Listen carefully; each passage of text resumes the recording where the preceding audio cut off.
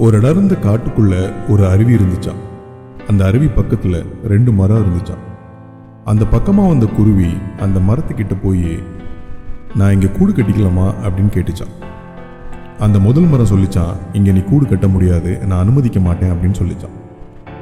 உடனே அது 2வது மரத்துக்கிட்ட போய் கேட்டுச்சான், இங்க நான் கூடு கட்டிக்கலாமா, என்னோட வாழ்க்கையை ஆரம்பிச்சுக்கலாமா அப்படின்னு கேட்டுச்சான். உடனே அந்த மரம், கண்டிப்பா நீங்க கட்டிக்கலாம், உன்னோட வாழ்க்கையை நீங்க ஆரம்பிச்சுக்கலாம் அப்படின்னு சொல்லிச்சான். உடனே அந்த குருவி அந்த மரத்துல கூடு கட்டி தன்னோட வாழ்க்கையை அங்கேயே ஆரம்பிச்சது. கொஞ்ச நாள் கழிச்சு அந்த காட்டுக்குள்ள பயங்கர மழை. அந்த ஆத்துல வெள்ளம் பெருக்கெடுத்து ஓடிச்சான்.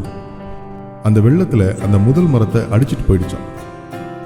அப்ப இந்த 2வது மரத்துல இருந்த குருவி அந்த முதல் மரத்தை பார்த்து, எனக்கு நீ கூடு கட்ட இடம் கொடுக்கல, இப்போ உனக்கே வாழ்க்கை இல்லாம போயிடுச்சு அப்படின்னு சொல்லிச்சான். அதுக்கு அந்த மரம், என் வாழ்க்கை முடிஞ்சிடுச்சு, அது தெரிஞ்சுதான் நான் உன் வாழ்க்கையை ஆரம்பிக்க இடம் கொடுக்கல அப்படின்னு சொல்லிச்சான்.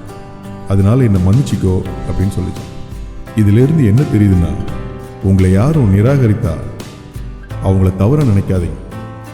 ஏதோ ஒரு காரணத்துக்காக தான் அவங்க உங்களை நிராகரித்திருக்காங்கன்னு நினைச்சுக்கோங்க. நன்றி.